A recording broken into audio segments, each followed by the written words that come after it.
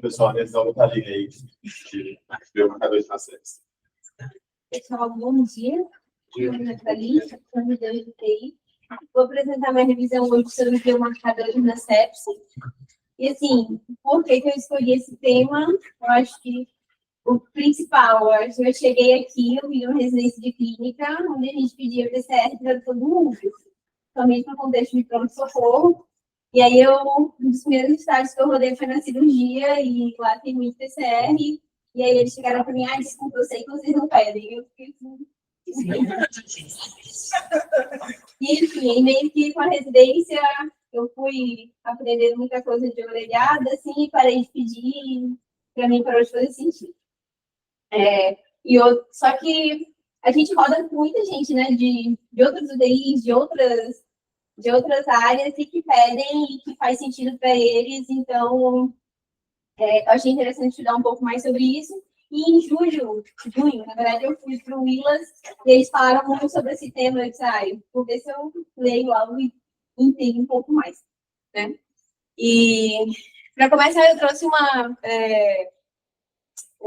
definição sobre o que são esses biomarcadores, que foi de uma revisão, que ele fala que os biomarcadores são características biológicas, medidas de forma objetiva, ou seja, eu pego um número para tentar descrever alguma coisa, para tanto uma via fisiológica, ou uma via patológica, ou uma resposta a alguma terapia que eu estou fazendo, você pega um número e tenta descrever aquilo. E é muito usado para a gente triar, diagnosticar ou estratificar alguma coisa. E eu trouxe essa linha histórica aqui, que é um paper, na verdade, do Critical Care, que é bem legal. E ele correlaciona nessa linha do tempo com o que a gente tem falado sobre sepsis e o que a gente tem falado sobre biomarcador. E aí começa lá da época de Hipócrates, que ele falava sobre sepsis, que era uma febre interna, né? A temperatura do doente era muito quente dentro e fora era muito frio. Com o tempo, Maquiavel foi falando sobre a febre éctica, que ele diz, é uma doença muito difícil de diagnosticar no início, mas é fácil de tratar. Vai passando o tempo, ela fica muito fácil de diagnosticar e muito difícil de tratar. Aí, mais com o tempo, a gente vai ver Osler falando que a pessoa não morre de sepsis, não morre da sepsis em si, mas ela morre da resposta do corpo a essa infecção. E aí, quando em 1914, que a gente vai começar a ter uma definição mais científica mesmo, de que é uma infecção com uma resposta à distância. E aí, em 75, Bauer vai falar sobre disfunção de múltiplos órgãos. E aí, daqui para frente, começa sepsis 1, sepsis 2, e como essa revisão é de 2019, não tem o de 2021. E aí, em contrapartida dos biomarcadores, a gente vai começar a falar bem depois, lá em 1800, que o primeiro foi o lactato, né? E nessa linha do tempo a gente vem o glucose, o PCR, e interleucina, procalcitonina, assim, à medida que o tempo vai passando, né? Então, acho que é só para a gente ter uma ideia de como tem evoluído. E a primeira vez que foi falado da importância de biomarcador na sepsis foi nesse Fórum Internacional de Sepsis em 2005, que ele falou sobre a importância do uso do biomarcador e que ele tinha que ter uma alta sensibilidade, especificidade, diferenciar o que é infeccioso e o que não é infeccioso, tinha que estar presente antes dos sintomas e precisava predizer mortalidade, que é algo, acho que, um pouco utópico, que a gente querer que um número responda todas essas perguntas para a gente, né? E só que vem evoluindo bastante. Essa aqui é uma revisão que ela mostra aqui da década de 90 para cá, o quanto de referência tem sobre biomarcador se você joga no PubMed. Em contrapartida, quando você vê o número de biomarcador, também foi uma curva de ascensão até 2010, mais ou menos, e de 2010 para cá, esse número tem caído. Isso porque a gente tem descoberto vários números, mas não necessariamente sabe por que está se usando esse número, né? E aqui a ideia não é ninguém ler o que está escrito, mas dessa mesma revisão, eles avaliam 254 biomarcadores, ou seja, tem muitos biomarcadores, mas só desses 254, só 26 tem estudos com mais de 300 pacientes. Então, assim, a gente tem um monte de coisa aí, mas sem saber necessariamente para que elas servem, né? E aí, então, por que a gente está usando biomarcador? Qual é o intuito? Diagnosticar uma infecção, ver o prognóstico da doença, ou então orientar uma terapêutica, começar o parar antibiótico. Eu estou querendo predizer mortalidade, assim, para mim é tudo muito misterioso, sabe? Eu não sei a verdade, né? Tudo meio misterioso. Tanto que é a mesma ideia, o biomarcador ideal tem que ter tudo isso, de ser acessível, ser rápido, poder predizer as coisas, ter uma alta sensibilidade, uma alta especificidade, um alto valor preditivo. A gente quer muito de uma coisa que eu acho que é muito difícil da gente ter, né?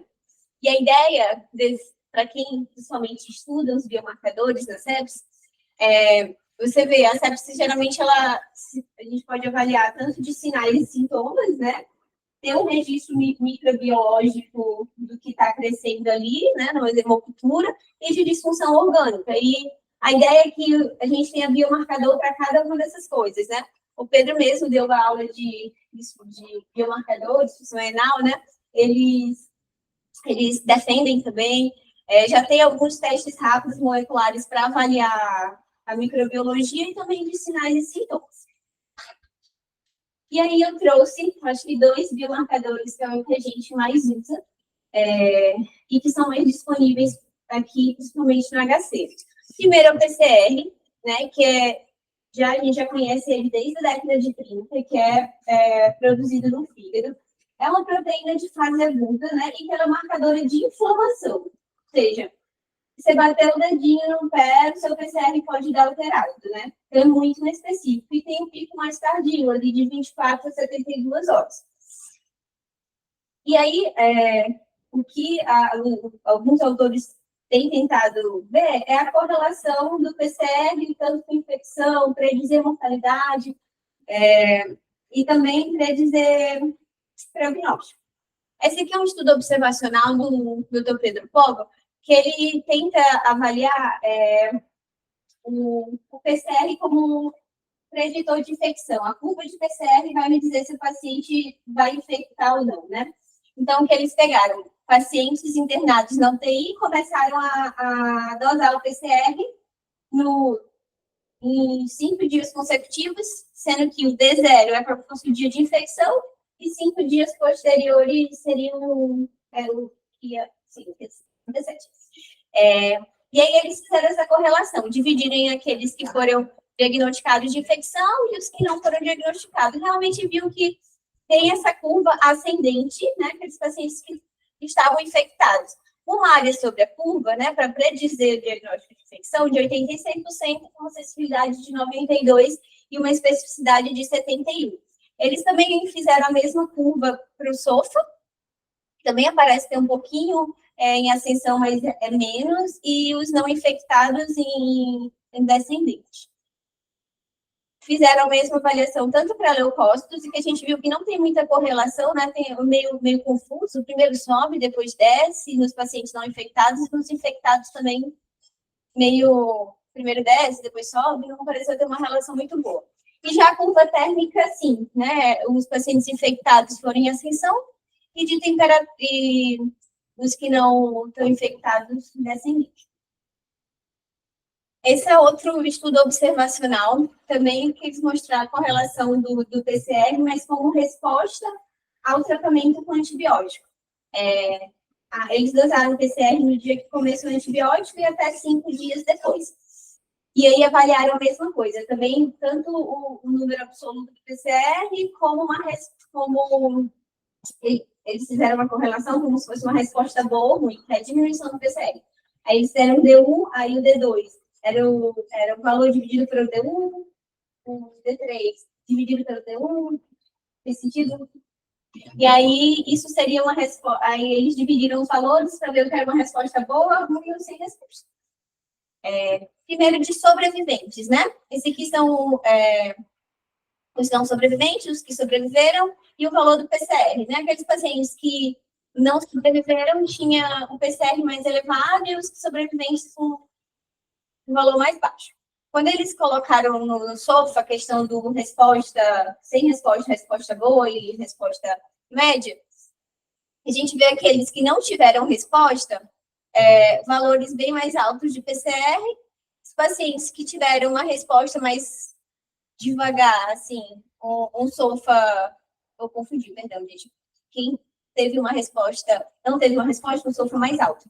E quem teve uma resposta mais rápida, um SOFA intermediário, e aqueles pacientes que tiveram uma boa resposta, um SOFA mais baixo. Calcularam a mesma relação, tanto para a temperatura como para leucócitos. Os leucócitos, igual o outro, pareceu não ter muita relação, e a temperatura, uma curva térmica bem semelhante, no sentido de quem não teve resposta, uma temperatura mais alta, e quem teve uma boa resposta, uma temperatura mais baixa. Esse aqui é uma corte daqui do HC, que avaliou se a redução em 25% do PCR em 24 horas antes de alta da UTI poderia predizer mortalidade, né? Uma redução menor que 25%. Né? Foram 1.043 pacientes inicialmente, só que foram randomizados só 409 pacientes.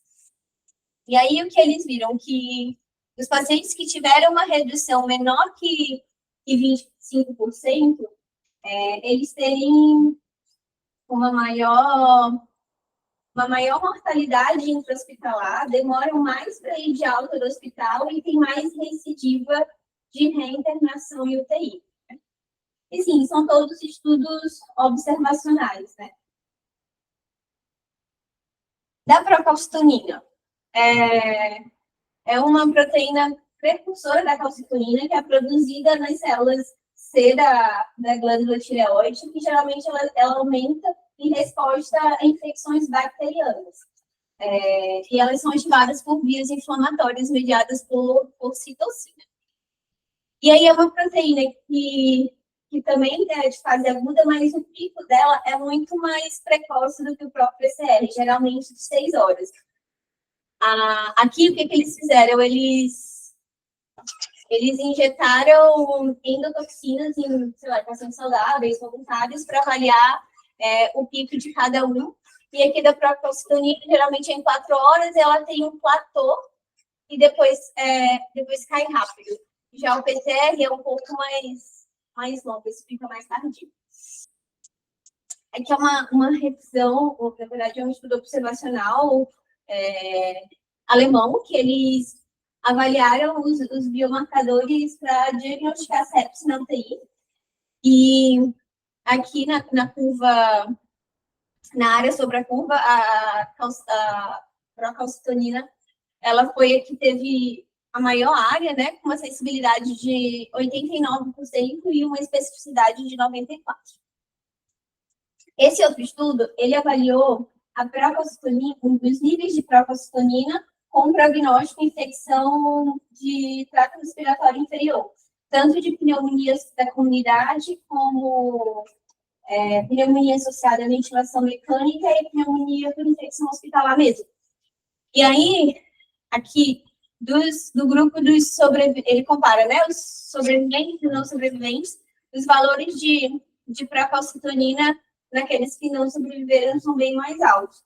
E quando ele vai dividir por grupo, daqueles que sobreviveram, os que com diagnóstico de pneumonia da comunidade, tem um nível mais alto, e já quando a gente vai avaliar os que não sobreviveram, a procalcitonina foi bem mais alta nos pacientes com pneumonia associada à ventilação mecânica. O objetivo dele é avaliar prognóstico, talvez aqueles que têm uma procalcitonina mais alta têm um risco de mortalidade maior. Aqui um ensaio clínico foi realizado na Holanda, que ele avalia a retirada de antibiótico guiada por procalcitonina, né? E é um lugar onde ele já usa um pouco antibiótico, o estudo mesmo fala isso. Só do perfil, assim, principalmente eram infecções adquiridas na comunidade e etiologia pulmonar. E aí eles avaliam tanto doses diárias sem antibiótico como mortalidade. Quando eles colocam na curva de Kaplan-Meier, parece que o grupo guiado por procalcitonina tem uma mortalidade mais baixa com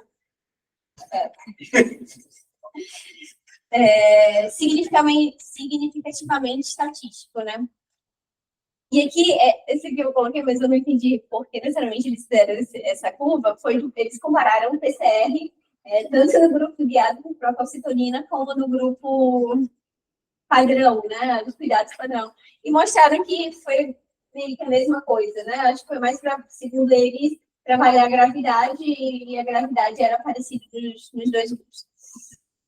Aqui de resultados, né, realmente de doses diárias aí nos primeiros 28 dias de antibiótico, o grupo guiado por procalcitonina recebeu bem menos, e tanto de duração de tratamento e dias livres de antibiótico, só que o único que eles encontraram um valor realmente significativo foi nas doses diárias sem antibiótico.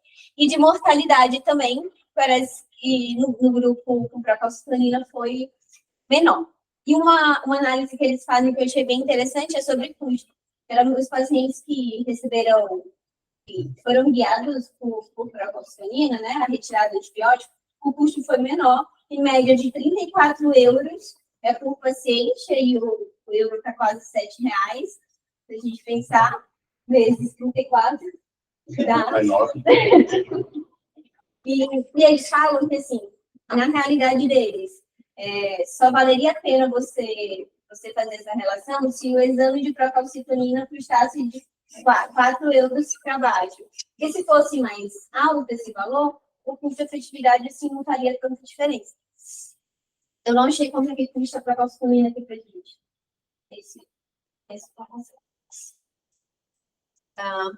Esse aqui é uma meta-análise que ela também avalia pacientes que retiraram antibiótico guiados para procalcitonina, avalia a mortalidade e que tem uma associação positiva, né, uma mortalidade mais baixa nesses pacientes.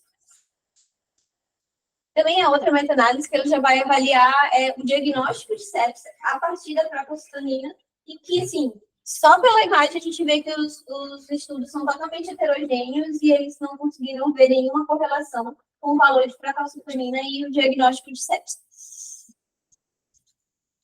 Aqui é um estudo, também um ensaio clínico randomizado. Ele avalia o uso, o início, né?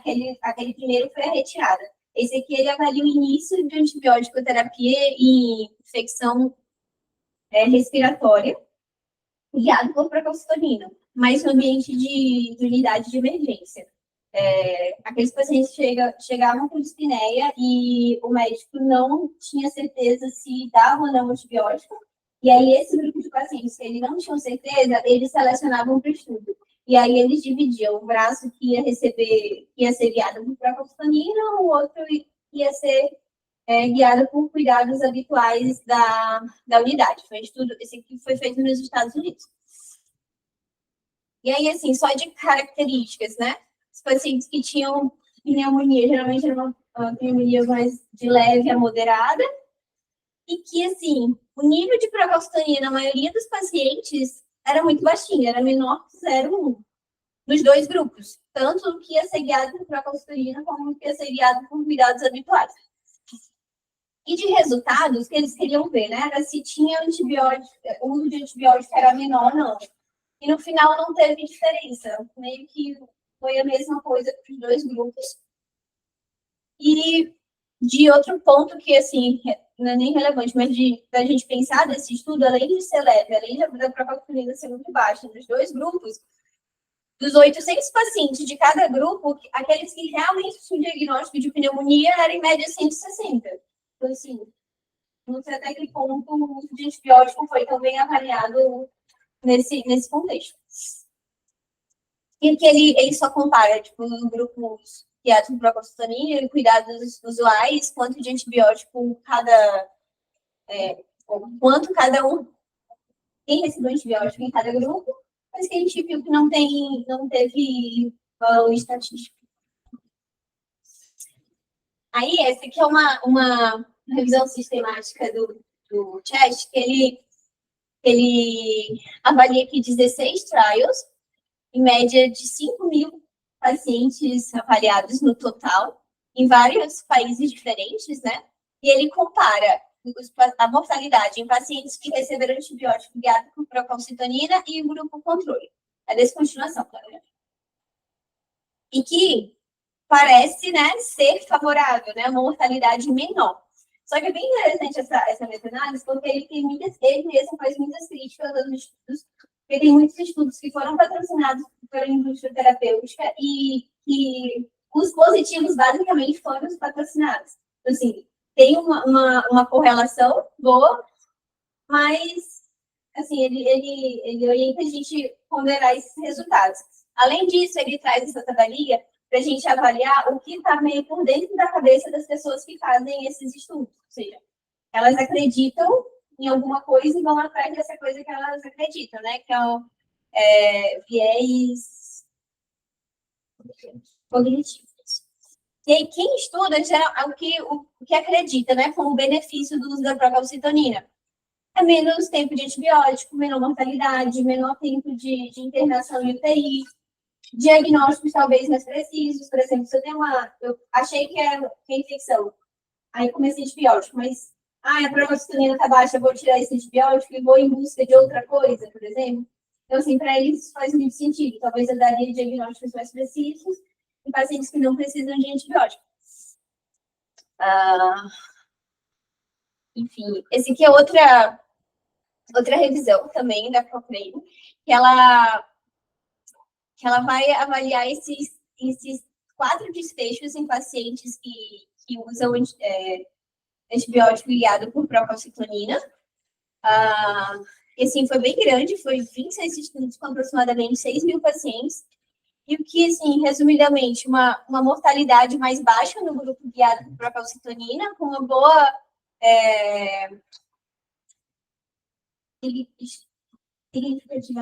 estatisticamente significativo, né? E aí eles falam que o grau de evidência alto. Falha de tratamento, né? Apesar dos pacientes receberem menos antibióticos, não foi visto uma correlação, né?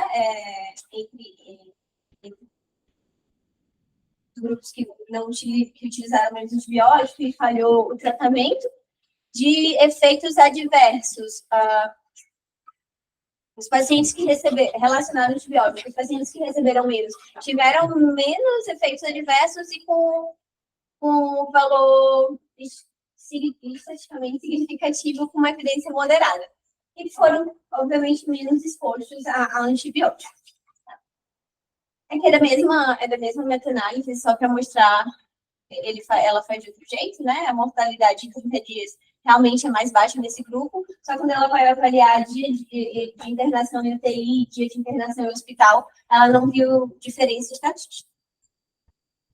E de último estudo que eu trouxe foi esse outro ensaio clínico, que foi realizado na França, que ele avaliar o uso da procalcitonina tanto para começar como para tirar a antibiótico-terapia, né? Foram mais ou menos 1.300 pacientes avaliados, e no total 630 randomizados e divididos para cada grupo. De características, assim, a maioria eram homens, de infecção respiratória, assim, muito parecido com os dois outros ensaios clínicos, inclusive. E aqui, o que eles faziam, né? Para começar antibiótico, uma concentração de procalcitonina menor que 0,25, esse era fortemente desencorajada. Entre 0,25 e 0,5, eles falam desencorajados, e maior que isso, geralmente, eram encorajados ou fortemente encorajados aí, à medida que ia subindo o valor. Aí começou o antibiótico para tirar. Eram corpos bem semelhantes, né? Se você tivesse uma procalcitonina bem baixa, fortemente encorajado a tirar, entre 0,25 e 0,6 é melhor tirar. Se você reduzisse 0,25 e 0,6 ou diminuísse 80% do pico, tá? Se reduzisse 85%, menos que 80% do pico, ou sua concentração maior que 0,5, talvez não seja tão bom você tirar. Eles indicavam continuar, e fortemente se mantivesse maior que 0,5 e não tivesse caído 80%. E aí, o que eles avaliaram foi a mortalidade no D28 e no D60, e que eles viram que não teve diferença entre os grupos, mas quando o outro desfecho que eles avaliaram foi o número de dias sem antibióticos, né, que foi bem menor no grupo procalcitonina e que teve um valor estatístico importante. Aqui, na curva de Kaplan-Meier, né, que parece que o grupo controle tem uma sobrevivência um pouco maior, mas que a gente não conseguiu ver um valor estatístico confiável. E aqui essa curva ele traz a quantidade de antibiótico utilizada aí até 28 dias, e no grupo guiado por procalcitonina a gente vê que foi bem menor. E assim, aqui só para mostrar o que a gente tem no último Survive Sepsis de 2021 sobre biomarcador, e na verdade tudo que ele fala sobre a procalcitonina, que para você começar antibiótico, eles não indicam que você use para te orientar o começo de antibiótico, mas que para retirar, talvez associar a procalcitonina com a clínica do paciente seja interessante. E de conclusão, assim, eu faço essa cara um pouco depois de ler bastante coisa. Não sei se eu saí tão mais parecida, tão contra como eu estava antes, mas eu trouxe alguns pontos para a gente, acho que, mais pensar. Assim, uma resposta efetiva, acredito que a gente não tenha, e talvez tenha algum papel em cenários específicos, né? E será que o biomarcador ele consegue ajudar a gente a ter um uso racional do antibiótico? A gente sabe que tem vários serviços que usam antibiótico discriminadamente. Não é muito a nossa realidade, mas fora daqui, em qualquer UTI que a gente vá, a gente sabe, não só fora do nosso TI, mas dentro do próprio complexo que a gente vive. Existe isso, talvez o uso do biomarcador possa ajudar nesse sentido, né? Tanto o uso racional como uma retirada precoce. Custo-efetividade também eu acho algo interessante para a gente pensar. Infelizmente, eu não consegui achar o valor da procalcitonina, mas eu sei que aqui é bem difícil da gente conseguir. Tem que mandar uma cartinha para a CCH, para eles liberarem e tudo mais.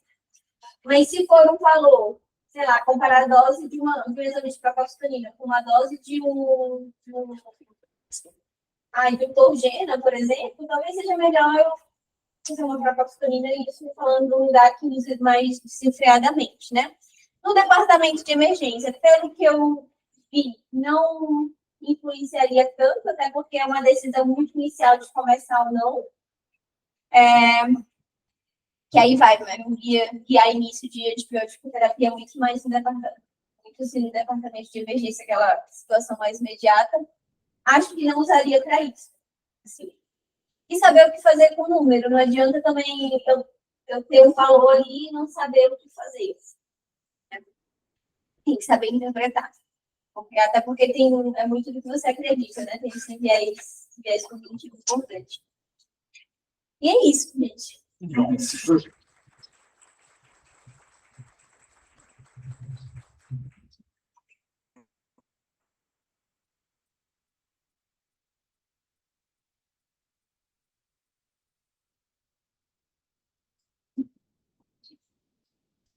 Posso te apresentar depois de ter feito a revisão das pesquisas em relação ao PCR, sobre o PCR especificamente, não fosse o seu.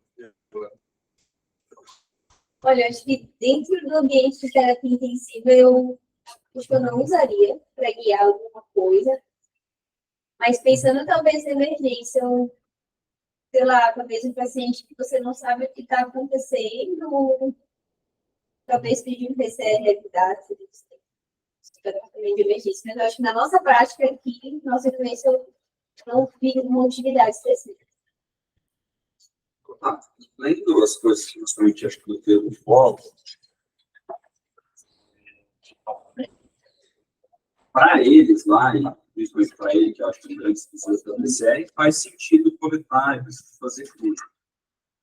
Dentro do que você leu, você conseguiu entender o racional, a justificativa dele? É porque ele vê que essa curva está correlacionada com sulfa, cai ou não cai? É isso? Porque A evidência observacional, tudo bem, mas sugere que talvez seja um paciente realmente mais grave, realmente é só um marcador de contexto, não necessariamente um marcador para tomar decisão. O que você tirou das coisas que você leu? Da interpretação dele. Eu acho que ele é um grande estudioso disso e ele defende isso. Talvez a Ana, que pudesse falar mais da impressão que ela teve ao vivo. Por que eles batem tanto nessa tecla? Eu acho que, pelas coisas que eu li, o semente PCR, né, que é o que ele mais estuda, dá algumas respostas antecipadas também, sabe? De acompanhar, fazer uma curva, você vê que o PCR está subindo, talvez já te deu um red flag, assim, alguma coisa está acontecendo, eu preciso ir atrás, sabe? E da mesma forma, se está caindo o PCR, estou tendo uma boa resposta, sabe? Foi mais nesse sentido. Eu não consegui achar muitas coisas clínicas objetivas. Tudo bem, ele avalia o sofá, ele avalia a temperatura do corpo, mas outras coisas, assim, sei lá, outros sinais vitais, talvez que ele te acompanhe, eu não achei. Mas eu acho que é mais disso, de ele te dar, talvez, uma resposta, assim. Ou do tratamento, uma tendência para onde o paciente está indo. Seu tratamento está subindo, está piorando, está descendo pelo caminho certo. Isso. Essa é a pergunta que mais responde. Aqueles gráficos que tinham sobre temperatura, estava relacionado a temperatura com o PCR ou era temperatura com o espelho? Com sobreviventes, ele mostra. Não, era só para avaliar a curva térmica mesmo. Porque a minha impressão foi assim: a temperatura se correlacionou com a sobrevivência e se correlacionou com o PCR. Então, a gente tem algo que a gente poderia utilizar, que é o sinal clínico, a partir do momento que você já comprou o termômetro. Mais barato, né, Vini? E aí ele vai trazer a resposta que ele buscou com o PCR. Não, esse aqui é só a mesma curva térmica dos pacientes infectados e não infectados. E nessa outra... Fica sempre a dúvida, quem foi chamado de infectado, quem foi chamado de infectado, qual foi o critério que usou, né? E aqui, esse aqui de resposta não resposta é a relação. Isso que ele faz do PCR, tipo, a partir do D1 até o D5 e ele vai...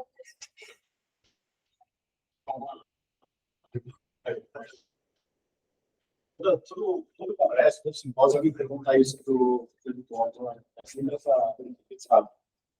E aí, você vê até na cara dele, tipo, eles têm bastante estudo de povoado cultural.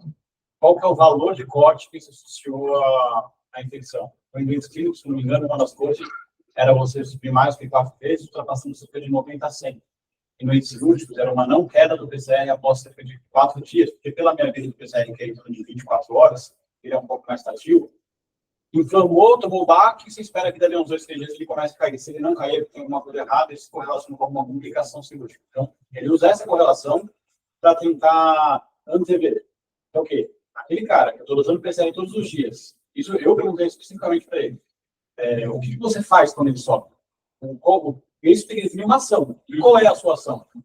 Então, ele falou que um cara que ultrapassa o valor de X, que segue uma referência de admissão, ele aumenta uma investigação.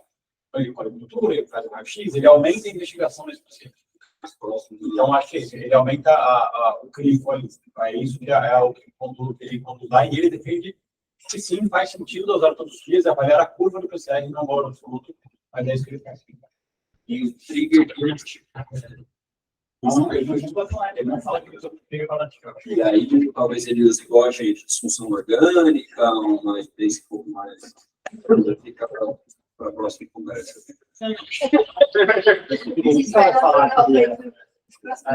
que eu me pergunto é, tipo, beleza, será que o fato dele. Ele não, a gente está nomeando o cara. Mas assim, será que essa coisa está baseada na curva da PCR? Será que, tipo, você faz a investigação, você começa a ficar mais vigilante? Só que, será que isso faz diferença em termos de. Sei lá, às vezes o PCR sobe um pouco antes, mas daí a decisão de tratar, de tomar uma multiplicação, será que é parecida com o paciente que para? Aí você chega 3 dias depois, num paciente que sei lá, imaginando 2 pacientes, né? Um que começou a curvar antes e aí começou a fazer uma investigação, mas aí você fica na dúvida e você começa o antibiótico no mesmo dia do outro cara que você prestou atenção no dia anterior, você fez uma investigação, você decidiu dar antibiótico. Será que isso muda a despeito de você vigiar mais a pessoa com o PCR, e daí você trata antes de leva desfechos melhores? Isso que eu fico na dúvida. Que acha que Isso incomoda. o que você acha? Assim?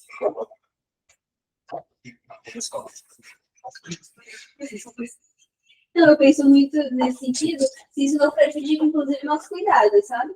Porque eu vou ficar me ligando aos números que estão subindo ou descendo e talvez me despreocupar de acompanhar mais a veramente do paciente. Ah, não, ele teve uma piora discreta, mas o PCR caiu. Aí eu liguei a PCR, porque a piora discreta que ele teve durante o tempo. Eu me questiono nesse sentido. Que me incomoda, às vezes, um pouco usar o negócio de demora 48 horas para subir, achando que vai na TV alguma coisa, sabe? Então, assim, se eu vou ver 48 horas depois, que talvez eu deveria ter olhado o déficit do dreno, ver se está fazendo febre, leucocitose, escolhido uma cultura, se a perfusão tá boa, enfim, outras coisas que eu tenho para poder olhar, se eu não veria antes que o PCR demorou 48 horas para me contar, sabe? Então, eu super concordo com o Carlinhos. Talvez esperar o PCR subir, para daí olhar com cuidado todas essas coisas, talvez a gente está olhando dentro do paciente mais com o olho. A sensação que eu tenho e aí sendo um pouco advogado do diabo, nem a mesma história de sempre, a gente usa não raro o leuco. E leuco é um produto pior do que o PCR. PCR não pode. Porra, por quê? Ou é porque o leuco veio no pacotinho? Eu não queria ver o leuco, eu estava me cobrando, entendeu? Não, mas eu acho que o problema é usar só o PCR isolado e usar o leuco, você usa com um monte de outras coisas. Tipo, você viu o leuco, fez febre. Só o leuco sozinho não usa. Também não usa. Então, assim, acho que essa é a questão. O que seria legal, pelo menos na minha cabeça, o PCR? Porque, no final das contas, sempre acho que o motivo de você iniciar um antibiótico, ele não vai ser o número. Ele vai ser o número de várias outras coisas. E aí, talvez, então, qual é o objetivo, já que as outras coisas pesam mais do que o próprio número? Talvez ele seja um alarme. Quando o alarme é mais importante? Talvez quando o seu controle é um pouquinho menor, eu acho que em locais onde você precisa de alguma coisa para te falar assim, olha para aqui, vai ver aquele doente, talvez os números te ajudem mais, porque senão ele estaria mal visto. Mas não faz um super sentido isso, mas talvez esses alarmes, eles são tipo de uma lá que eu não tinha visto tanto. Então, talvez a grande vantagem de um número é te fazer prestar mais atenção. A grande desvantagem é fazer você prestar atenção demais, que é o viés cognitivo. E o principal viés disso daí é o viés de confirmação. Que é o quê? Você acha que o cara tem uma infecção. Então, você fica meio estranho. Aí você dose no PCR bem alto. Aí você faz lá. E aí, a gente parte por isso, porque a gente não tem certeza. Se no momento que a gente inicia, a gente chegou à conclusão de que critérios de CIS para sepsis, ele não é bom. Porque, no final das contas, vou botar como sepsis um cara que tem uma amidalite. Então, a gente chegou nesses critérios, que não é bom. Os clínicos não é ótimo. E a gente, em dado momento, começou, o critério de CIS passou a ser febre PCR acima de 50. Então, o cara não tinha nem critério de CIS, mas febre PCR acima de 50 era essa flexão. Então, no final, aí, enquanto talvez por aumentar a vigilância, ele passa por uma hipervigilância e hiperconduta no meio adequado. Então, acho que o problema não é dosar. A pessoa vai ser nele cegamente como nos comprar. Tá? Tanto que o estudo de início de antibiótico foi benéfico. Né? Tem outra discussão já que eu já expliquei mais uma pouco minha. Mas, assim, isso que o senhor falou, talvez eu tenha, foi uma coisa que acho que foi o Lilo perguntar, né? O senhor falou, eu tenho isso, que você tem menos vigilância, talvez faça sentido. Nas UTIs que eu trabalhei antes de vir para a residência, eu tinha a impressão que aí é que não fazia sentido mesmo. Porque aí era que se dava antibiótico, aí é que as decisões eram mais frouxas, assim, e eu vi que aumentava muito os antimicrobianos. Mas esses dois pacotes, o FI e o decisor. Justo. Eu acho que... Eu não sei se você tomar essas decisões baseadas no PCR nesses lugares específicos, melhor. Na minha impressão, em 2 anos trabalhando em lugares assim, eu acho que pior, eu acho que precisa ser mais sentido educar. E da mesma forma que eu acho que não faz sentido tomar uma conduta baseado no número que está subindo, também não faz sentido nenhum você tomar uma conduta baseado no número que está caindo, e principalmente variável de cotão. Me pega muito o negócio assim, eu trocar o 5.90 pelo 25, boto o pior, tá safe. A mesma coisa do Delivery no NOC 500. Mas aí você tem uma coisa, então, os estudos que Prorata, por exemplo, e CCT, foram seguros você tirar um antibiótico quando ele caiu, não mudou a modalidade. Você não faria isso? Não teve também nenhum desfecho clínico significativo. E a tendência é Pelo menos antibiótico. Esse coisa menos medicação, menos evento diverso, menos excesso bacteriano. A ideia é de fuder mesmo. Mas o que eu acho que acontece na maioria das vezes é que você já quer tirar antibiótico, você já vai lá e tira. E mesmo Talvez seja para consultoria. a mesma coisa do B7, não se quer dar antibiótico, você vai lá ver o B7, você vai dar. Ou seja, todo mundo faz o que já quer, ele é bem número. Eu acho que esses números acabam sendo anulados. Já é de confirmação. Também de informação. Eu fico inventando como é que as pessoas davam furosemida antes do BNP. Porque agora tem muitos lugares que só dá furosemida se for BNP geral. Então antes do BNP ninguém dá furosemida.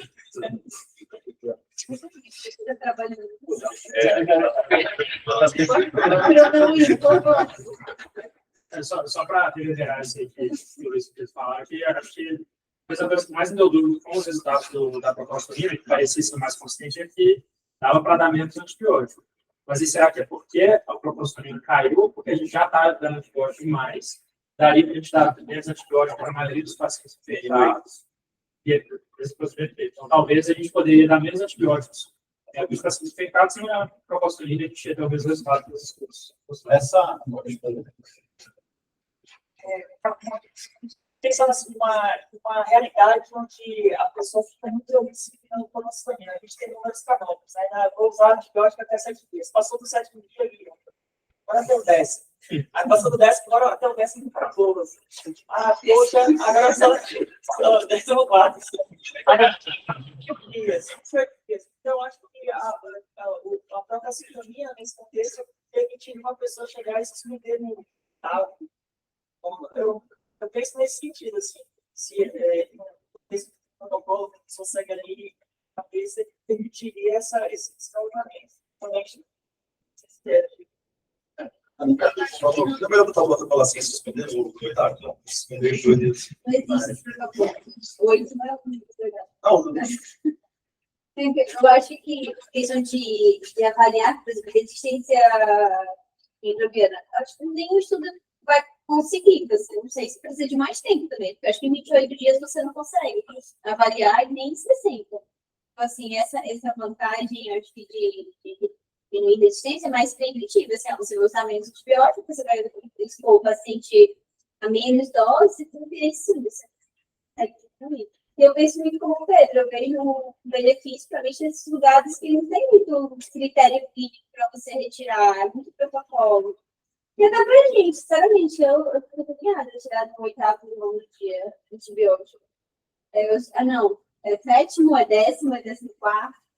Não sei, isso na minha cabeça. E 11º. Na hora que a bactéria desiste. Não dá.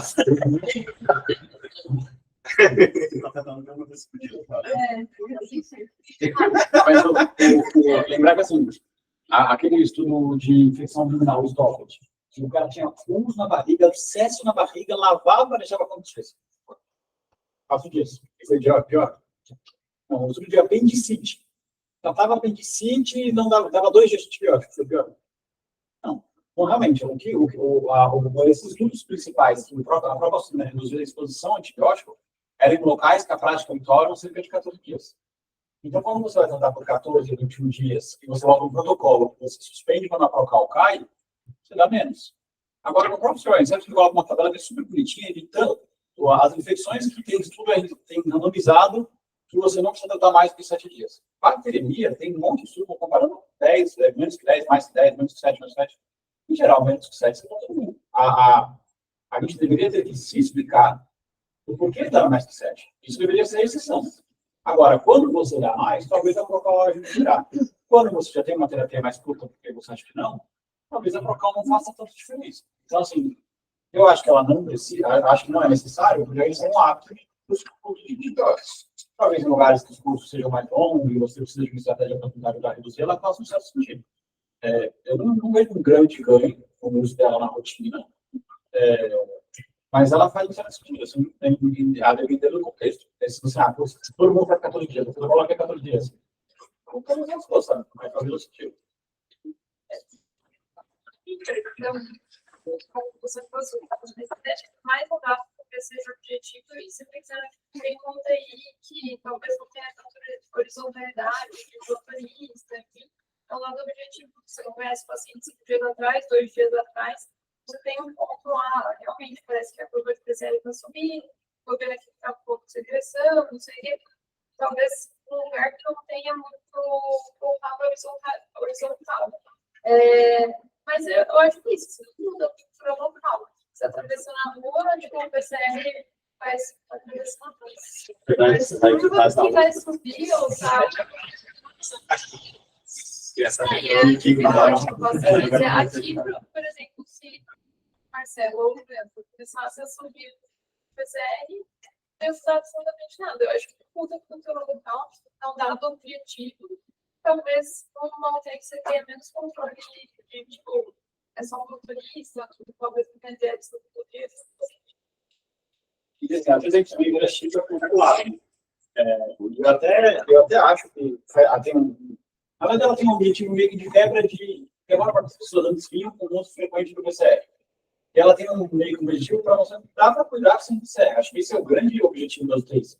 Você dizer que não pode dosar PCR com procalcemia? Não, talvez também você está muito na dúvida se o paciente está numa tempestade paroxística, num trauma, e você está meio angustiado, e você quer acalmar seu coração se está no caminho certo. Talvez você possa dosar e se estiver baixo na informação, embora talvez até possa subir nesse caso, sabe? Assim, realmente, ela pode usar, e a gente não dosa nunca. Talvez em muitos contextos, mas não faz sentido. Igual a gente dosa uma problema, uma vez ou outra. Senão a gente poderia falar o quê? Não vamos dosar antes. Afinal de contas, o paciente que faz ira, ele para de fazer xixi antes. Ou ele sobe um potássio. Por que eu vou usar creatina? Porra, a gente usa creatina, sabe? E ainda todos os dias. Talvez nem faça sentido usar todos os dias. Curva de ureia. A gente faz curva de ureia, não raro, porra. E não faz sentido nenhum. Mas talvez usar uma vez ou outra, fizesse. É assim, tem que ver qual que é o mas então tem que ver ou realmente também não precisa assistir talvez para o outro lado. Mas ele é indispensável o uso. Ou se indispensável, eu acho que não é mesmo. PCR não, eu acho que o PCR não, particularmente, não me incomoda tanto que nem a própria citolina, e que nem o dedímero e que nem o delivery. Me incomoda menos com o PCR, porque o PCR, ele hoje, eu acho que a maioria das pessoas pensa que ele é um sinal que alguma coisa talvez esteja errada. Não sei. Justo, que talvez tenha infecção, justo. Mas eu não vejo, pelo menos eu já vi, mas faz muito tempo que eu não vejo pessoa ativamente dizer assim, vou prescrever o antibiótico porque o PCR está alto e tanto. Nossa, cara, mas isso é muito tempo. Não faz tanto tempo assim. Faculdade, quarto, quinto ano. O professor bateu com a tecla assim. PCR maior que 10, ou maior que 100, é infecção bacteriana, assim. Mas tem estudo em números. Múltiplos, se fizer acima de 10 ou 100, é infecção, não inflamatória de forma para todos. Não para casa de mas é uma correlação. Agora, mesmo essas tabelas iniciais que a Thalita mostrou, existe uma tendência clara. Quanto maior a procalcemia, maior a chance de ser um choque séptico. Quanto menor a chance de ser um choque séptico. Essa tendência é clara. Agora, toda tendência é evidência. Porra. Você vai ter os outliers. Você vai ter um cara que não tem nada e que resolveu tudo matando quando os caras estão fora. E aí, na teoria que ela estava ótima, pegou e falou, dá antibiótico, não dá, não sei o quê. E estava naquela, alguém me disse, vamos dar uma procalcemia só para mostrar que ela está baixa. E a gente não dá. Deu 92. Eu nunca tinha visto. 92. Aí você faz o quê? Aí você olha para ela e fala, nossa, teve uma vez aqui o Viet, realmente, ele me incomoda, mas ele um outro paciente com Covid. E foi isso, uma paciente com Covid que chegou, aquele Covidão clássico. E aí, na hora que eu cheguei a pegar o caso lá com o Leandro, aí ele falou assim, ele tá com patrocínio, aí eu não dei aquele discurso sempre, falei assim, caralho, tá dando um patrocínio para tratar Covid agora? Aí, beleza, aí ficou por isso mesmo, mas no dia seguinte, fui lá, vou suspender o antibiótico. Aí eu fui ver o PCR, o induzão PCR estava 700. Você suspendeu? Estava 700. Ele falou, mas você falou que não é para tomar por último antibiótico? Você falou, nossa senhora, tipo, aí até eu, sabe? Claramente, não queira ou não, tudo, gente, existe um viés que isso eu estava te mostrando para fazer, sabe? E acho que é maior do que a gente já conta, sabe? Ô, Pedro, mas eles são. Obrigado, Rafa. Obrigado. Esse ponto que você colocou foi estudado frequentemente. Porque a gente tem alguns biomarcadores, algumas alterações que são bem estudadas, que a gente vê que tem um benefício tão grande, mas quando você está com valores extremos, será que isso não deveria mudar um pouquinho o seu raciocínio e individualizar para aquele caso? Por exemplo, Mas nesse caso específico, assim, não existe, é que não tem, aqui tem uma publicação do Critical Care Medicine, que ele estratificou os pacientes que acontece.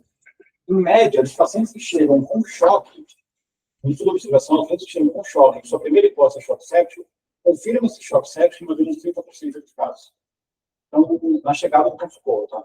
Então, a maior parte, ou não era choque séptico, ou pelo menos você não confirmou. Tem aqueles casos que você não confirma, você não tem uma cultura, mas confirma que fica no pacote de choque séptico.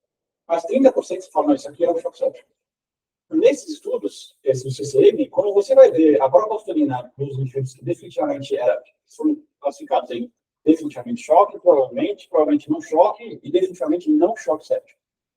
Desses definitivamente não choque sépticos, muitos tinham protocolo super alto.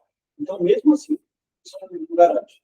Agora, assim, de novo, se esse cara que tem um quadro inflamatório tamanho, que gera uma elevação tão grande, seja de PCR de propostolina, independente disso, a clínica dele, será que ela não devia ter motivado você dar ou não um antibiótico, sabe? Se lá na frente não se confirmar, tudo bem, não se justifica, sabe? Então, assim, acho que o grande ponto, que é muito fácil de advogar, mas não tão fácil de fazer na prática, é de que a clínica por si só não tem que te motivar a fazer. Nenhum estudo mostrou que isso faz diferença.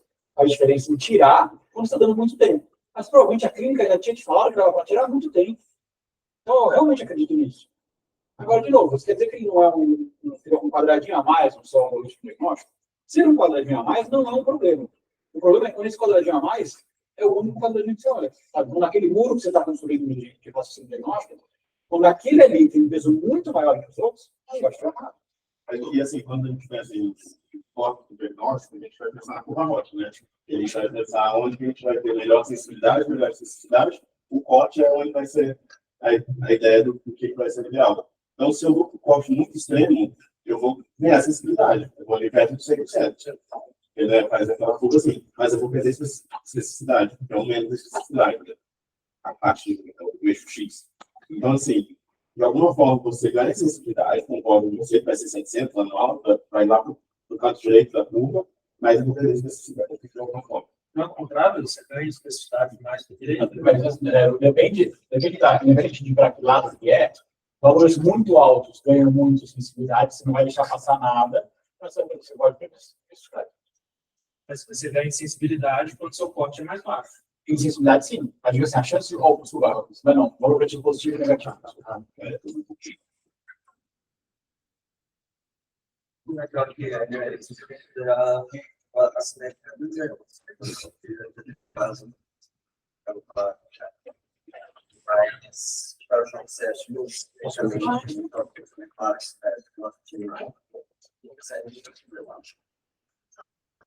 a discussão da distância luminosa, mas tem nessa receita, não dá continuado, sabe? Então, acho que até que já está carga e como mas para ele virar uma posição de sabe que o problema é que você quiser, sabe? Porque não para ser um outro marcador, sei lá, talvez está na cabeça, mas sei lá, o choque certo, que provavelmente tirando o preço de função mental, parece que marca um pior, eu acho que é uma atuação a mais. Mas isso considerando atividade, assim, eu deixar um caso de coisa disso, então, acho que esse é o estudantes de atividade, vai ser a.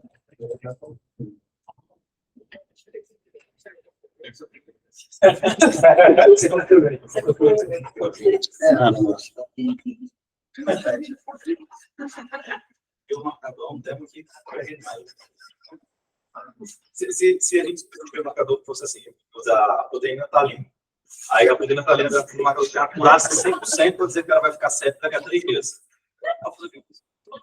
talvez ele vai ficar certo, talvez ele está Não, assim, daria ele vai ficar, ele não tem infecção ainda, mas existe uma chance dele ter. Tudo bem, mas aí talvez você já deixe programado no vazio. Aí talvez Isso. 24 horas de tiver Você já viu aquele filme Minority Report? Mas assim, não, assim, tudo que a gente usa nisso, qualquer modelo preditivo, ele tem o objetivo de ajudar a tomar decisão. Eles não são inválidos. Porque a decisão que a gente toma como um racional, operativo, cabeça é um modelo preditivo mental. Né? Quando você vai finalmente, você fala, ontem era 70 de frequência, hoje está 110.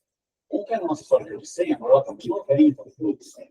Acho que ele piorou um pouco, mas tive mais gelado e ele ficou um pouco confuso. O que você fez? Você acabou de fazer como se fosse uma regressão logística dele, assim, tipo, na minha cabeça, tudo que eu já vi aqui, é essa história do menor de 90, essa história aí, não fica entendendo o modelo preditivo, só que é um modelo preditivo mental, que pode estar errado. Tá certo? Você também tem um outro viés, que é o viés de conveniência. É o que você tem disponível ali, você toma uma decisão. Ou outros viés, que é o viés de você de caso passado. Eu já tive um caso que eu não dei o PCR acima de 100 e ele morreu, então eu vou dar. Então, a gente trabalha sem viés. A ideia desse modelo preditivo é a gente fazer alguma objetividade para aquilo. E aí a aproximação do PCR ele ajuda a dar essa objetividade. Mas, de novo, eu não sei se tem uma época que o Google começou a prever, eu falei para vocês, começou a prever infecção viral, epidemia, baseada nas pesquisas que as pessoas faziam no Google.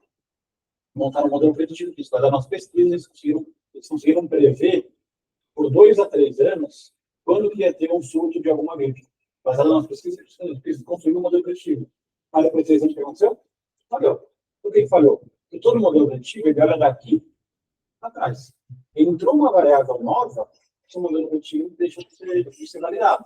Então, toda vez que alguma coisa muda, aquilo muda. Então, na nossa cabeça é assim, quando a gente usa um PCR, uma proporção, a gente quer colocar alguma coisa no nosso modelo preditivo mental. O duro é quando o nosso modelo preditivo é dicotômico com uma variável. PCR abaixo de tanto é nada, acima de tanto é antibiótico. Aí você minimizou o raciocínio, sabe? Esse é o problema. Se a gente fizer isso, vai dar nada. É a história da parte, né, Pedro? A gente parou de usar o Apache porque isso vindo de um dos autores do Apache, ele falou que isso é uma das coisas que mais incomodam ele hoje em dia. É que não dá para você usar o Apache 2 porque a localidade das questões aí, a gente tentar fazer diferente que é o usar os SAPs por disso. Então, daria para a gente usar o Apache se pegasse os dados locais nossos, locais. Tanto que o Wikimedia agora está fazendo, ele tem um modelo preditivo para os atmosferas. Quando você preenche o Wikimedia, que é um banco de dados nacional brasileiro, já tem outros países, ele te dá o Apache, te dá o SAP, e ele tem o modelo Wikimedia. É um modelo preditivo com base na realidade brasileira para o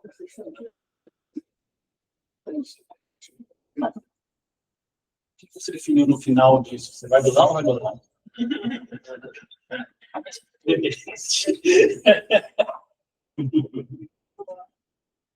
Acho que no final disso, eu acho que vou parar talvez de julgar tantas pessoas. Talvez isso já faria sentido mesmo seria uma pessoa é muito difícil, a gente gostou. Para uso, assim, eu sei que não pode ser explicado, mas talvez faça sentido em alguns textos. E a procalcitonina, eu ainda vejo a utilidade delas. Eu estava falando com o Vicente, e teve um paciente na UTI que teve um piripaque, assim, no final de semana, e na hora lá em cima, e tudo, todo mundo começou de antibiótico, porque não sabia o que era, e assim... Uma pique que tinha Pois é, e aí, assim, eu fiquei pensando, talvez pensar nisso, né, na hora eu não raciocinei, mas se eu tivesse pedido uma procalcitonina para ele e a gente visse que era realmente infecção, ou então uma infecção, e ele não teria ganho aí 5 dias de antibiótico de ambos pés. Mas aí... Eu não sei, poderia precisar como... mas eu acho que se o cara tinha uma pique de 20 dias e chocou, ele podia ter uma procalcitonina de menos 20, que ele tinha que ganhar um antibiótico. E aí, ele é 24 horas, você fala assim, nossa, acho que não. Porque senão é difícil. Todos eles têm uma meia-vida. É 5 dias. 5 dias. Não, sei lá. assim, ele A gente, precisava sei lá, retirar. eu acho que na hora não. Na hora, não, eu não me guiaria por uma procalcitonina, mas sei lá, 24, 48 horas depois, eu dosasse e ela tivesse super baixa, eles não fizeram muito, sabe? Talvez foi outra coisa que a gente não conseguiu achar. Pode ser, pode ser. Eu acho que realmente isso sim, eu tenho que tomar cuidado para não descartar. Mas nesse caso, sim, talvez, olha, pois eu tive uma outra explicação mais clara. A gente teve um caso, passando na UTI Sem Fronteiras, que ele era idoso frágil, talvez um choque cardiogênico, mas quando o Rodrigo fez o eco, já estava, o eco cardíaco já estava bom, mas aí tinha uma nora, nem era taquicárdico, não tinha febre, a gente não sabia se as medidas da enfermaria estavam confiáveis. Acho que esse lugar nem era, mas naquele momento acho que depois do pulso, sabe? Mas talvez a vista local poderia ajudar a uma retirada mais Não tem precoce. iniciar, mas talvez eles continuassem um pouco mais precoce. Depois eu vou mandar uma coisa que você percebeu uma vez que é bem legal, de tipo, os gestos cognitivos no uso do PCR, que eu já pensei, acho que você passou lá. É tipo, PCR veio alto. Você fala, tinha que ter uma pneumonia. Você pede um raio-x. Tem coisa mais difícil de avaliar com um raio-x?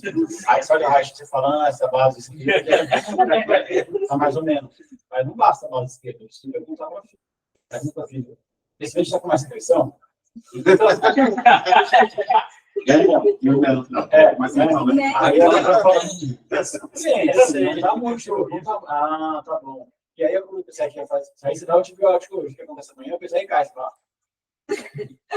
Ainda bem que eu usei, veio alto, e aí eu com o antibiótico ele caiu. Tem uma série de viés que a gente vai se somando para tomar decisão. No fim, isso não é uma coisa ruim. A nossa vida é baseada em viés, né? Eles são protetores para a gente, que ajudam. Mas no fim, isso, a gente não pode somar uma coisa só. E é isso que você tem que ser expôs aí nessa aula. Justo? Vou colocar mais alguma coisa?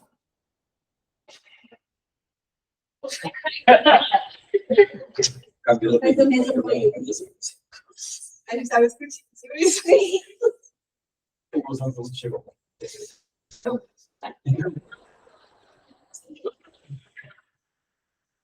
É isso. Tá bem, tá aí.